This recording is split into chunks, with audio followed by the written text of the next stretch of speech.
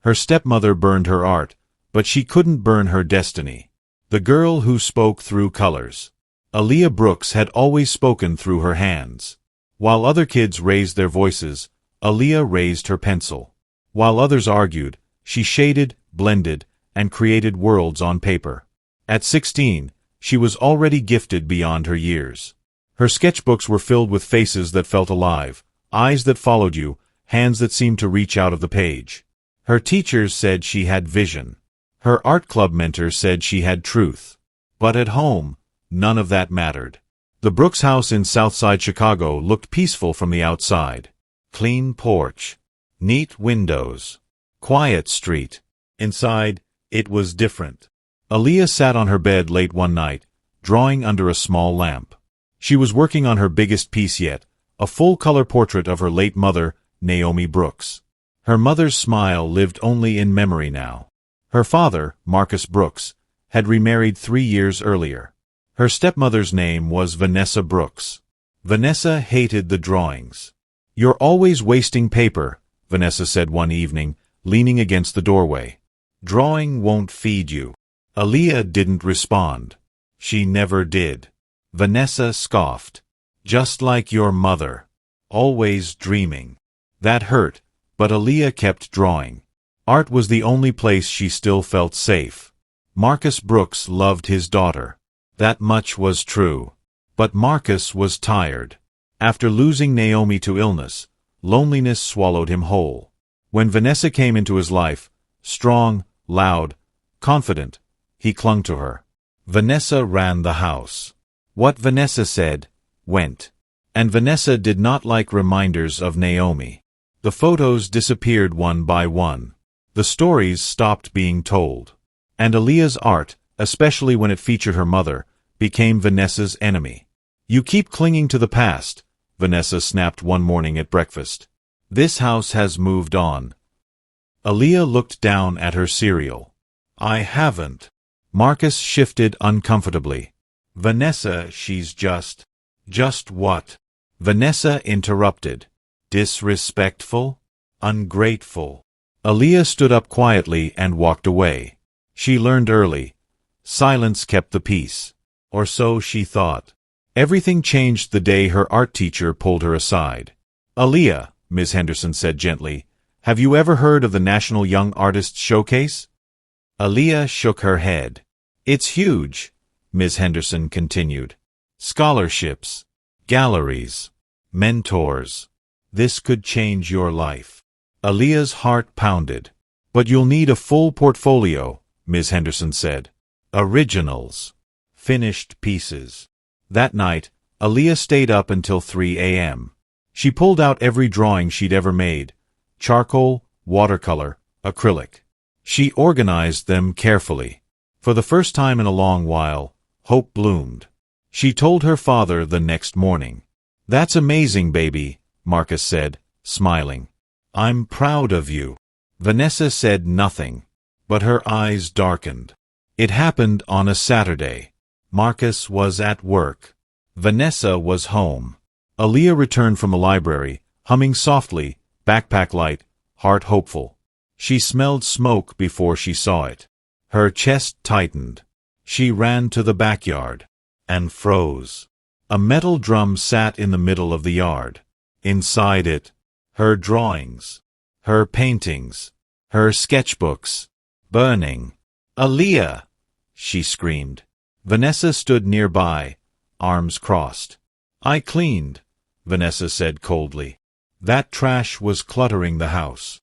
Aaliyah collapsed to her knees. "My mother's portrait," she cried. "You burned my mother." Vanessa's voice was sharp. "She's dead. Get over it." Something inside Aaliyah shattered. She didn't scream again. She didn't cry louder. She just stared at the ashes of her dreams.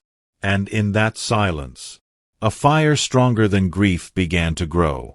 Aaliyah stayed in the backyard long after the fire died. The metal drum still smoked faintly. Charred paper curled inward like broken wings. Bits of color, once blues, reds, and golds, had turned gray and brittle. Vanessa went back inside as if nothing had happened. Aaliyah knelt and sifted through the ashes with trembling fingers. Every touch stained her skin black. This had been her voice. Her proof she existed.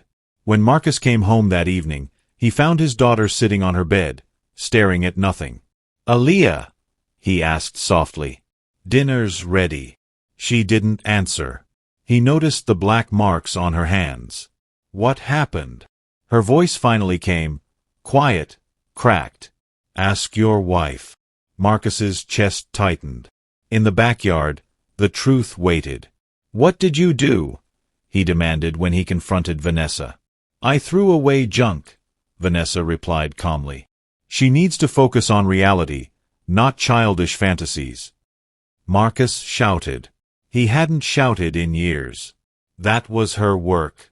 Her mother's portrait. Vanessa crossed her arms. "I'm trying to raise her." "You destroyed her," Marcus said. Vanessa scoffed. "She'll get over it." But Aaliyah didn't. That night, she packed a small bag and slept with it beside her bed, just in case. On Monday, Ms. Henderson knew something was wrong the moment Aaliyah walked into class. Her shoulders were slumped. Her eyes were empty. "No sketchbook today?" Ms. Henderson asked gently. Aaliyah shook her head. "I don't have one anymore." After class, she told her everything. Ms. Henderson listened without interrupting. When Aaliyah finished, tears finally came. "That showcase deadline is in 2 weeks," Aaliyah whispered. "I lost everything." Ms. Henderson placed a hand on her shoulder. "You didn't lose your gift." She opened a cabinet and pulled out fresh supplies: paper, pencils, paints. "These stay here," she said firmly. "And after school, you work." Aaliyah hesitated. "What's the point?" Ms. Henderson met her eyes. "Because someone tried to erase you, and you don't let them win." For the first time since the fire, Aaliyah picked up a pencil. Her hand shook, but the lines still came. Vanessa thought she had won, until a neighbor knocked on the door. Mrs. Thompson was elderly, sharp-eyed, and impossible to intimidate. "I saw the fire," she said plainly, "and I filmed it." Marcus felt the room tilt. "You recorded it?" he asked. "For proof," Mrs. Thompson replied. "That girl didn't deserve that." The video showed Vanessa dumping stacks of artwork into the drum. Her voice was clear. "Dreams don't pay bills," Vanessa said on screen. Marcus's face drained of color. That night, he packed a bag, his own. "I failed my daughter," he said quietly. "I won't fail her again." Vanessa laughed nervously. "You're choosing a child over your marriage?" Marcus met her stare. "I'm choosing what's right." Vanessa's power cracked. Marcus and Aaliyah moved into a small apartment across town. It wasn't much, but it was peaceful. Marcus worked extra shifts. Ms. Henderson stayed late every day. A local art supply store donated materials after hearing Aaliyah's story. Word spread. Aaliyah painted non-stop. Pain poured onto canvas. Loss. Anger. Hope. Her final piece for the showcase was bold: a young black girl standing in front of flames, holding a paintbrush like a torch. Behind her, ashes turned into wings. She titled it Unburned. 2 weeks later, they mailed the portfolio. Aaliyah didn't expect anything. She had learned not to hope too hard. But destiny was already moving. The email arrived on a Tuesday morning. Aaliyah was half asleep at the kitchen table, cereal untouched, when her phone buzzed. She ignored it at first. Hope had become something dangerous. Then Marcus looked over. "You gonna check that?" She sighed and tapped the screen. Her breath stopped. Subject: National Young Artists Showcase. Finalist selection. Her hands trembled as she opened it. "Dear Aaliyah Brooks, we are honored to inform you that your portfolio has been selected as one of the top finalists in this year's National Young Artists Showcase." She screamed. Marcus dropped his coffee. They laughed. They cried. They held each other like survivors. Ms. Henderson cried harder than both of them when she heard. "That piece," she said. Unburned? They'll never forget it. Vanessa found out the same way everyone else did. Social media. A photo of Aaliyah holding her acceptance letter began to circulate. Local blogs picked it up. Then a Chicago arts page reposted it. Teen artist overcomes abuse, turns ashes into art. Vanessa stared at her phone in disbelief. That should have been nothing, she muttered. But the comments were brutal. How could a stepmother do this? Some people hate what they can't control. That girl is powerful. Vanessa turned the phone face down. For the first time, she felt small. The showcase was held in New York. Bright lights, white walls, hundreds of people. Aaliyah stood in front of her painting, hands clasped, heart pounding. People stopped. They stared. Some cried. A gallery owner approached.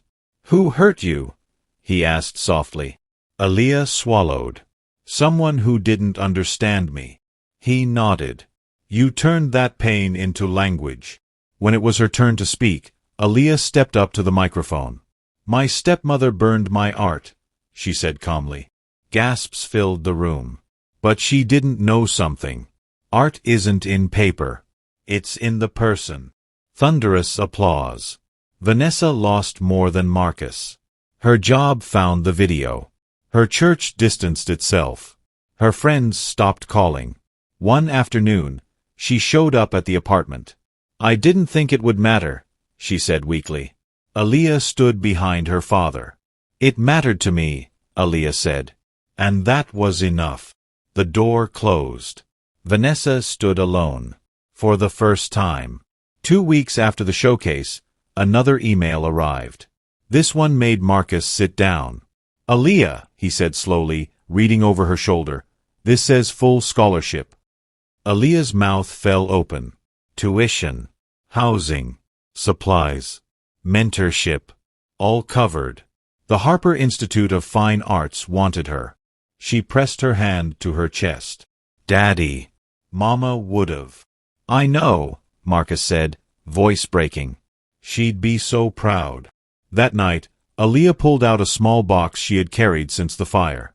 Inside were a few rescued scraps, half-burned corners of her mother's portrait. She taped them gently into a new sketchbook.